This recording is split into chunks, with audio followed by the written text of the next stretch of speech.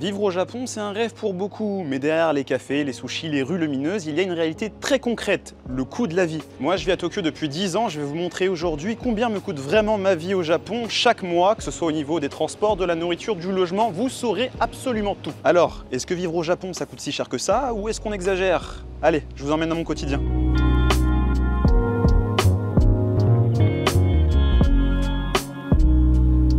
Hop, petite précision importante avant qu'on entre dans les chiffres. Tous les prix que je vais vous donner sont basés sur le yen actuel, qui est très faible en ce moment. Donc peut-être que vous allez vous dire, franchement, ça va, c'est pas si cher. Mais si vous voulez vraiment comprendre le ressenti des prix pour un japonais ou même un étranger qui vit ici, il faut ajouter environ 20% à tous les montants pour revenir à la valeur du yen d'il y a 3 ans. Autrement dit, si je vous dis qu'une Switch coûte 1000 € aujourd'hui, pour un japonais qui gagne en yens, ça revient à l'équivalent de 1200 €, parce que leur pouvoir d'achat n'a pas évolué, alors que vous, avec vos euros, vous profitez du taux de change intéressant. J'habite à Tokyo, dans le quartier de Nakano. C'est un coin que j'adore, c'est un quartier qui est vivant, qui est accessible facilement en transport, et c'est surtout un quartier rétro avec pas mal de restos et de cafés. Donc moi je vis dans un 40 mètres carrés, il y a une chambre séparée, un salon, une sorte d'espace cuisine, et ça fait maintenant 2 ans que j'habite dans cette résidence qui est située à 2 minutes à pied de la gare. Cette praticité, ça a un coût, ça coûte un petit peu plus cher, mais après avoir vécu pendant des années dans mon taudis d'environ 19 mètres carrés, que vous pouvez apercevoir dans mes anciennes vidéos, eh bien je voulais un véritable upgrade. Du coup le loyer, je le paye 180 000 yens par mois, auquel il faut ajouter les factures d'électricité et d'eau. Ça me revient à peu près à 15 000 yens par mois. Ça fait au premier abord un loyer de 195 000 yens par mois, toutes charges comprises, soit à peu près 1200 €.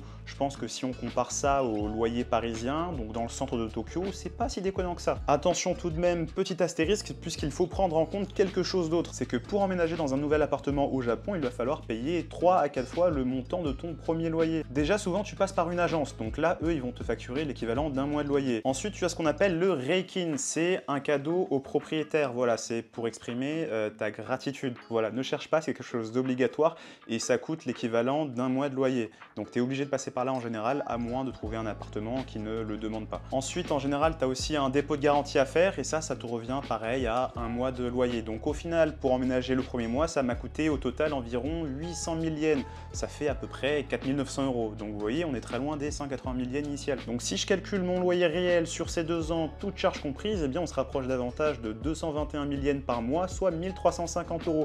Et ça, c'est sans ajouter le mois de loyer que tu donnes encore une fois gratuitement en plus tous les 2 ans pour renouveler ton bail. Cherchez pas les amis, c'est l'immobilier au Japon. Cela dit, une fois que tu es installé, eh bien t'es bien, voilà.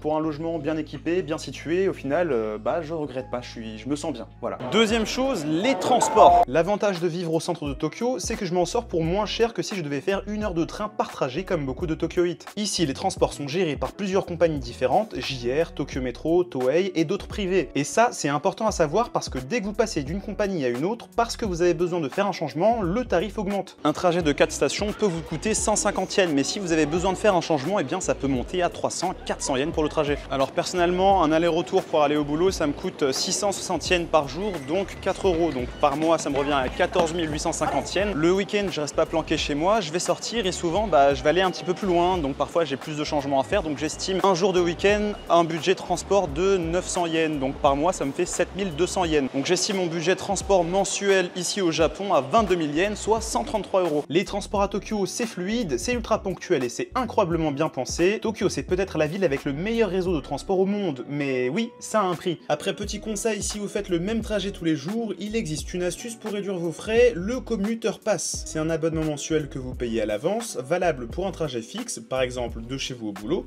et ça peut vous faire économiser 10 à 20% par mois. C'est un peu comme un pass Navigo, mais au lieu de zone, c'est des déplacements illimités sur toutes les gares du trajet. Donc si sur votre trajet vous avez des grosses gares comme Shinjuku par exemple, ça devient très vite intéressant. Et plus vous faites de trajets, plus vous rentabilisez votre pass. Donc voilà, pensez-y. Ah, la nourriture, facilement mon deuxième pôle de dépenses ici au Japon. Déjà sur ma journée type, les semaines de travail, je passe toujours au combini le matin pour me prendre un petit encas, une petite boisson protéinée et un petit café latte, ce qui me revient en général à 750 yens, soit 4,50 €. Pour le lunch, si je suis en mode busy, eh bien j'ai passé au combini. Je vais aller me chercher un petit sandwich protéiné, une petite boisson protéinée, un petit onigiri, etc. Et j'en ai généralement pour environ 1000 yens, soit 6 €. Sinon, je me fais un petit resto vu qu'il n'y a que ça près du bureau et en général, tu t'en sors pour pas cher, des lunchs de qualité pour à peu près 1000 à 1500 yens, donc à peu près 8 €. Le soir après le boulot, j'aime bien cuisiner et souvent je fais mes courses quand je sais que je vais cuisiner parce que j'ai un supermarché qui est juste à côté. Donc je vais vous montrer à quoi ressemble un panier de courses quand je veux faire des pâtes avec de la sauce simple, efficace. Une courgette,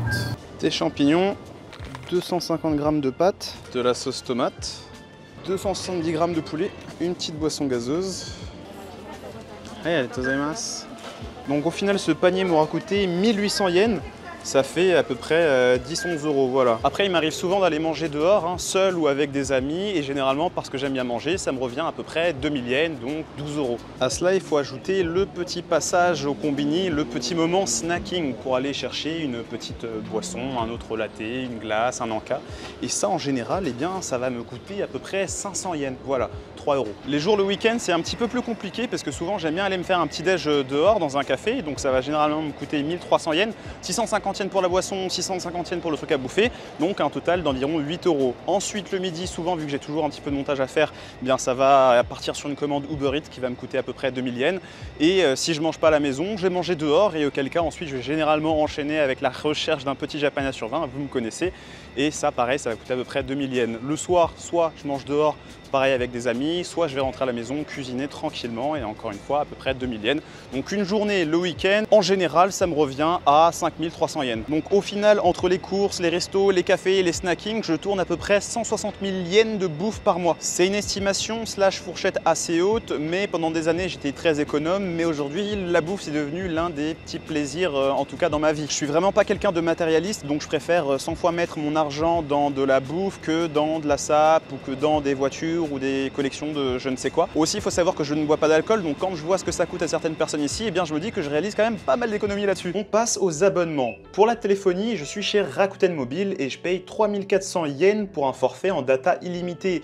Et quand je dis illimité, c'est vraiment illimité. C'est pas genre tu fais 20 gigas de consommation et puis après on va te ralentir ton rythme. Non. Et ça, c'est trop bien parce qu'à la maison, du coup, j'ai même pas besoin de box Wi-Fi. Je me fais un partage de connexion sur mon PC et ça marche du tonnerre. J'ai une très bonne connexion qui me permet de faire mes uploads en quelques minutes, de regarder des séries, des films sur des plateformes de streaming sans aucun lag, sans rien, etc. Donc mon forfait téléphonique me permet d'éviter de dépenser le prix d'une box qui aurait été de 4000 yens, donc à peu près 25 €. Donc moi, au final de forfait téléphone internet, je ne paye que 20 €. Ensuite, j'ai un abonnement à la salle de sport chez Anytime Fitness. En fait, c'est une gym ouverte 24 h sur 24 et on a dans tous les quartiers. Du coup, ça me coûte 10 000 yens par mois, donc 60 €. C'est pas donné, mais j'en ai vraiment besoin pour brûler les calories que je consomme tous les jours. Et maintenant, le budget le plus imprévisible, les loisirs. Alors moi, je vous avoue qu'à part la bouffe et les voyages, j'ai pas forcément de loisirs qui font que je vais être amené à beaucoup dépenser. Parfois, je m'offre un petit week-end quelque part, ça va pas généralement me coûter plus de 40 000 yens quand je voyage au Japon, en prenant en compte les transports, les hôtels, etc.